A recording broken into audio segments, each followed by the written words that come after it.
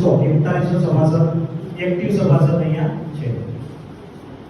Share ભંડોળની જો વાત કરીએ તો 18,57,00,000 નું શેર ભંડોળ અમે ધરાવીએ છીએ।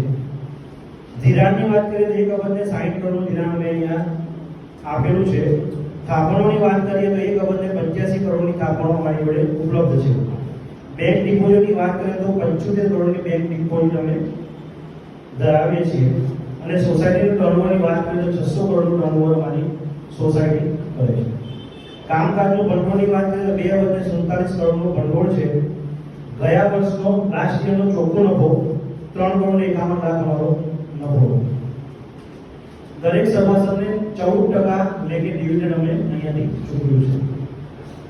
ધિરાણની વાત કરીએ તો 3 પ્રકારના ધિરાણ આપીએ છીએ અને લગભગ રકમ 18 લાખ જેવું ધિરાણ ઓન ધ સ્પોટ 5 મિનિટની અંદર ધિરાણ જે પણ કરતા લેવા આપણે એને આપી દઈએ છીએ। વ્યાજ દર અમારો અત્યારનો 9.25% છે। નિવૃત્ત થતા જે ટીચર્સ છે સભાસદ એમને લગભગ ઓન એવરેજ 1,78,000 જેવી નિવૃત્ત થતા રકમ એમને ચૂકવીએ છીએ।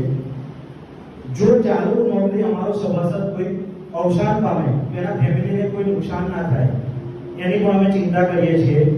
તો કલ્યાણ નિધિ મંડળીમાંથી એમને 6,01,000 જેવી રકમ અમે આપીએ છીએ।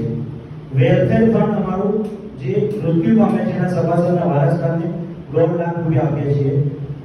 અકસ્માત વીમા પોલિસી અમારી સોસાયટી તરફથી લીધેલી છે એ પણ 2 લાખ જેવું એમને મળે છે। એટલે કુલ મળીને 9.5 લાખ જેવી રકમ મૃત્યુ પામનારના વારસદારને અમે ચૂકવીએ છીએ। એમાં પણ ખૂબ કંઈ માથાકૂટ હોતી નથી। વારસદાર જો એમને નોમિની કર્યા હોય તો સીધું જ પતી જાય છે, ના કર્યા તો એફિડેવિટ કરવાનું હોય છે અને એમને ચૂકવી દે છે। સોસાયટીનો વહીવટ ટોટલી પારદર્શી છે। બધો જ વહીવટ કોમ્પ્યુટરથી થાય છે।